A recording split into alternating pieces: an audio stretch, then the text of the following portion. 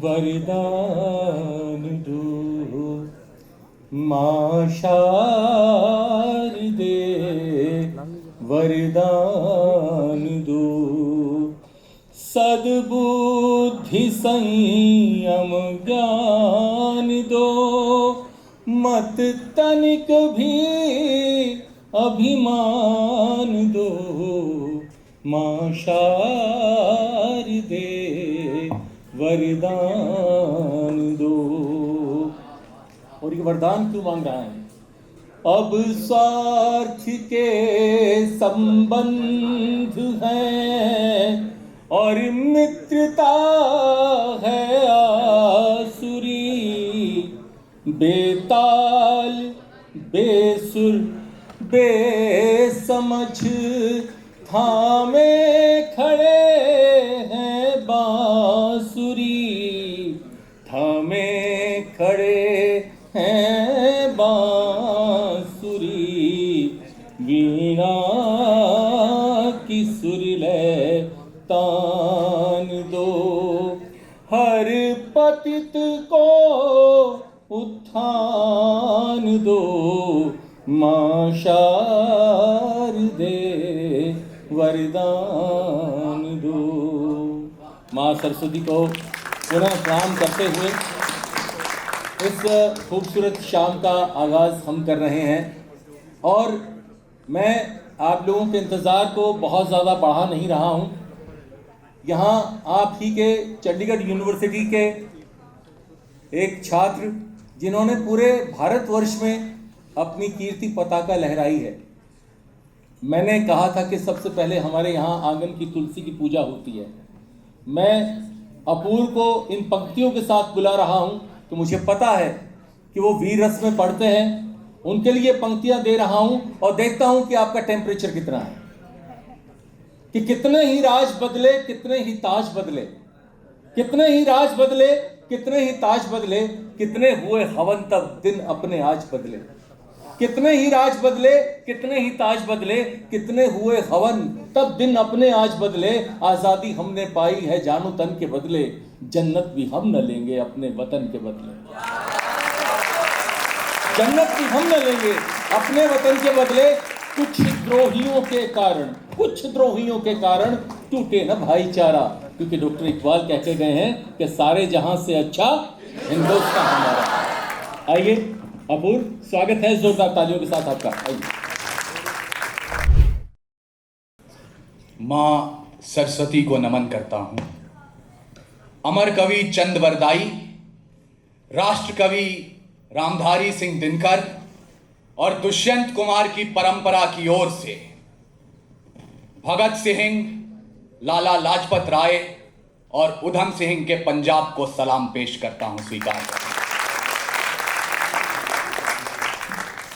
आदरणीय डायरेक्टर महोदय से निवेदन है कि सर आप यहां आ जाएं, कम से कम जब तक मैं यहां पे खड़ा हूं आप बैठ जाइए।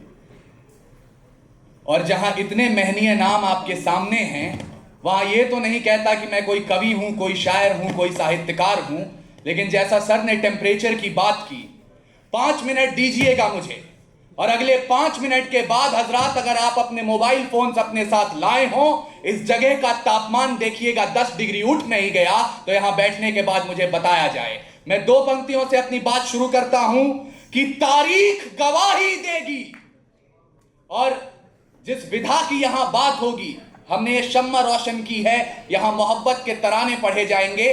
पर कभी भगत सिंह की महबूबा ने उनसे पूछा था कि आप मुझसे इश्क करते भी हैं या नहीं, तो भगत सिंह ने जवाब दिया कि इश्क जैसी पाक चीज के लिए अभी मुल्क की आबो हवा ठीक नहीं है। तो ये लोग इश्क की इबादत करते रहें, इसलिए हम जैसे छोटे सिपाही मुल्क की आबो हवा की हिफाजत के लिए तैयार हैं।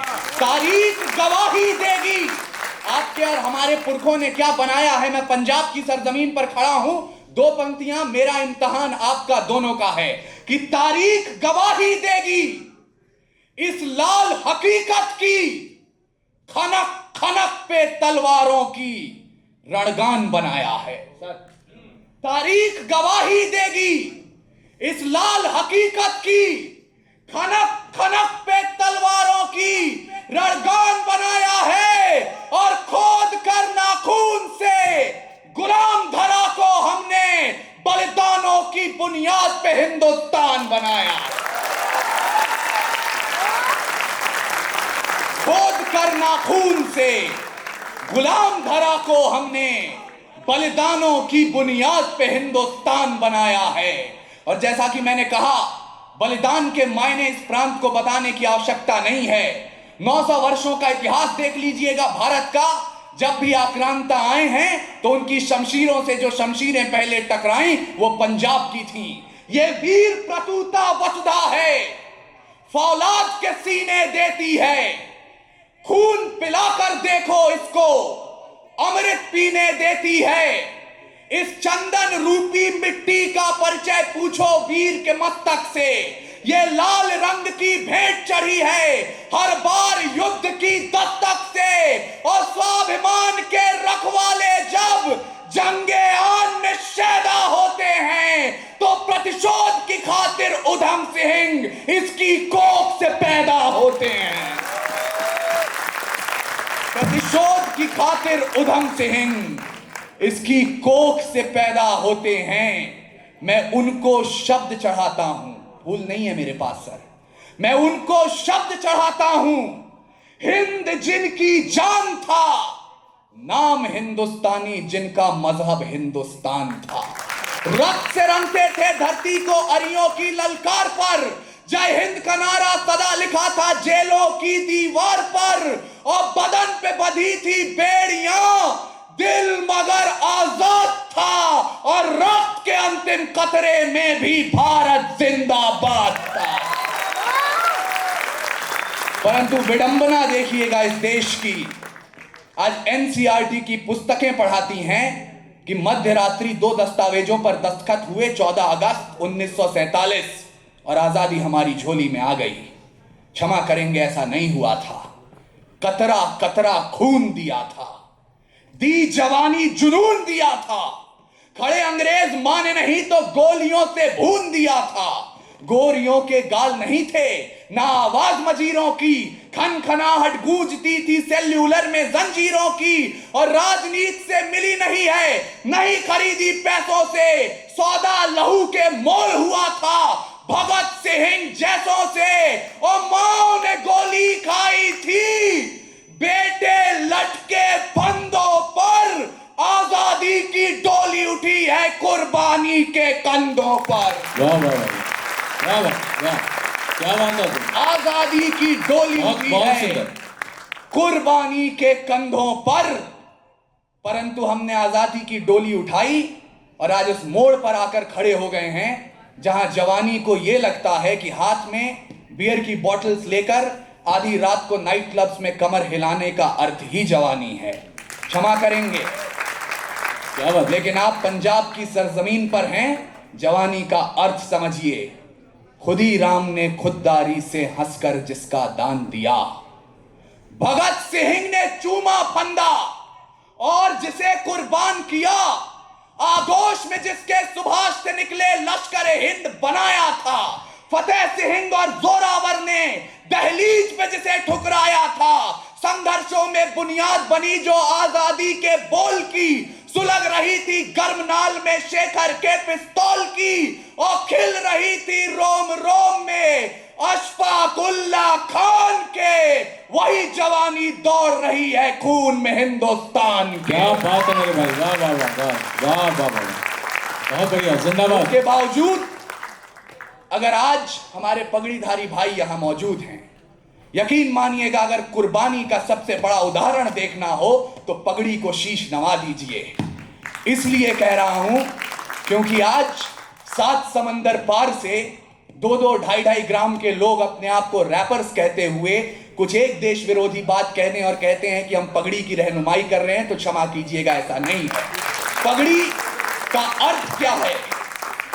जो कौम सदा है तनी रही तिरंगे के सम्मान में, स्वाभिमान की चमक दिखे है जिनकी हर मुस्कान में, तेग रहे तैनात सदा सम्मान समर सुरक्षा में, दीवारों में चिने गए जो देश धर्म की रक्षा में। अरे सरदार वही जो मूछ ऐंठ कर मुल्क की खातिर तन जाते हैं, चूम ले फांसी का फंदा तो भगत सिंह बन जाते हैं। क्या बात है, वाह वाह वाह वाह वाह, जियो जियो जियो जियो को, क्या बात। सरदार वही जो मूंछ ऐंठ कर मुल्क की खातिर तन जाते हैं, चूम ले फांसी का फंदा तो भगत सिंह बन जाते हैं। परंतु देश के अंदर जो माहौल है उसमें यह मत समझिएगा कि हमारा अंत करीब आ गया है, क्योंकि सर जब पूरे विश्व को अक्षर ज्ञान तो छोड़िए चिन्ह ज्ञान नहीं था, हमने 4 वेदों की रचना कर दी थी। इस मिट्टी की कोख से निकला एक पत्थर जिसे कोहिनूर कहते हैं, उसे खरीद सके इतनी हैसियत पूरी दुनिया की दौलत में नहीं थी। और तो और सिकंदर की शमशीर में इतना फौलाद नहीं था, उसके किसी भी सैनिक के पांव की इतनी औकात नहीं थी कि इस मिट्टी के एक भी जर्रे के माथे पर विराजमान हो जाए। तब जाकर अल्लामा इकबाल ने लिखा, यूनान और मिस्र रोमा सब मिट गए जहां से, कुछ बात तो है कि हस्ती मिटती नहीं हमारी, सदियों रहा है दुश्मन दौरे जहां हमारा, सारे जहां से अच्छा हिंदुस्तान। पुराण लिखे शांति का पैगाम लिखा है, अक्षर धाम का अर्थ समझिए, अक्षर को ही धाम लिखा है। ऋषियों के जब नाम लिखे तो पहले अब्दुल कलाम लिखा है, और पत्थर भी वो तैर गया हमने जिस पर राम लिखा है। क्या बात है, वाह वाह वाह वाह, बहुत बढ़िया। पत्थर भी वो तैर गया हमने जिस पर राम लिखा है। कल सर पोइट्री की बात हो रही थी, आधुनिक लेखक हैं विनोद रस्तोगी, उन्होंने कहा कि जब समंदर की तरफ चढ़ाई हो रही थी लंका की तरफ, और समंदर पर पत्थरों पर राम लिखा जाता था और पत्थर तैर जाते थे। ये बात लंका में पता चली तो लंका की प्रजा रावण के पास पहुंची और बोली कि सुना है बहुत मायावी राजा आया है, उसके नाम के पत्थर भी तैर जाते हैं, तुम भी पत्थर तैरा के दिखाओ। रावण समंदर के तट पर गया, उसने पत्थर पर रावण लिखा, उसे पानी में छोड़ा और पत्थर तैरा। जब रावण घर पहुंचा तो उसकी पत्नी ने पूछ लिया कि स्वामी मैं जानती हूं आपको पत्थर तैराना तो नहीं आता, वो पत्थर तैरा तो तैरा कैसे? इस पर रावण ने जो जवाब दिया, वो जवाब मुझे लगता है लेखनी, साहित्य, कहानी और कविता को जन्म देता है। रावण ने कहा कि प्रिय मैं भी जानता हूं मुझे पत्थर तैराना नहीं आता, मैंने तो पत्थर पे रावण लिखा, उसे पानी में छोड़ा और धीरे से कह दिया तुझे राम की कसम जो डूबा। मैं आज यहाँ एक मेजबान की हैसियत से खड़ा हूं तो अंतिम 2 मिनट दीजिएगा, हमें अधिक से अधिक अपने मेहमानों को सुनना है। परंतु 2 मिनट में डायरेक्टर साहब, आप तमाम जो मुख्य अतिथिगण आगे समक्ष बैठे हुए हैं, अगर आपको लगे कि ये पंक्तियां कविता शायरी और मंच के अनुकूल नहीं है, उम्मीद के खिलाफ हैं, तो उम्मीद और यथार्थ में चुनाव कर लीजिएगा आपको किसको चुनना है। और मंच को यदि मैं कुछ निवेदित कर सकता हूं तो आज की शाम कविता के नाम पर मेरे पास बस इतना ही है। और आप लोग भी यदि आपको अहिंसा का लाख पाठ पढ़ाया जाए पढ़ जरूर लीजिएगा, लेकिन अपनी समझ को भी जिंदा रखिएगा। बार बार कह रहा हूं आप पंजाब में हैं और इस बात को सुनिए और समझिए सर कि बाज का खतरा सदा रहा है चिड़ियों की मुस्कानों पर। यथार्थ है, बाज का खतरा सदा रहा है चिड़ियों की मुस्कानों पर, और दीपक भारी नहीं पड़े हैं आंधी और तूफानों पर।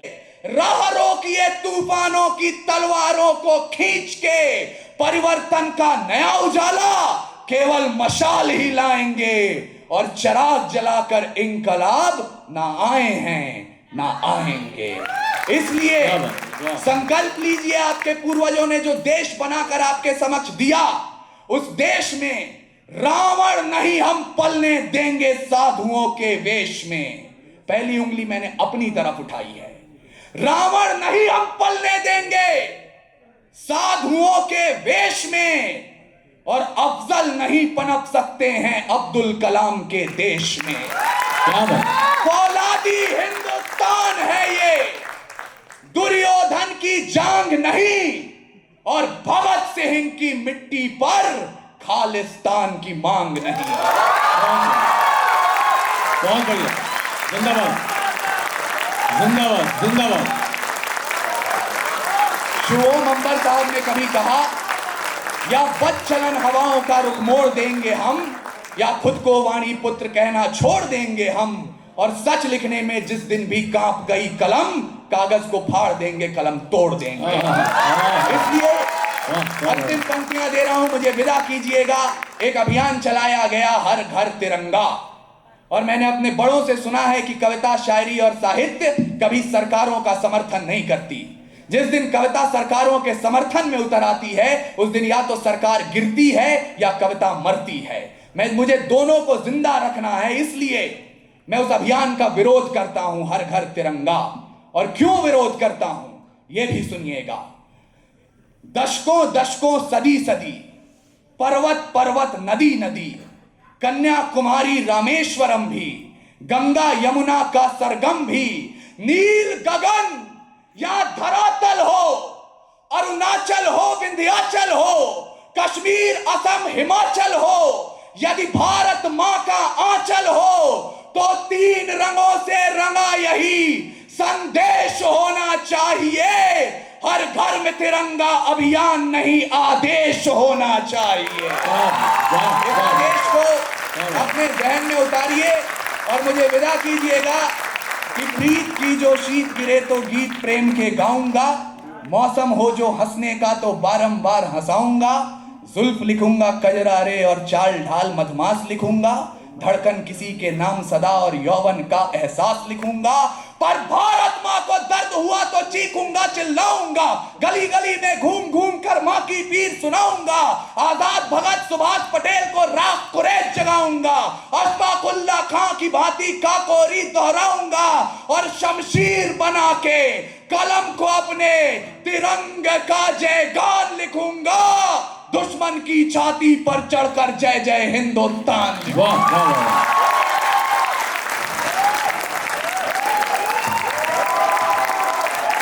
जिंदाबाद।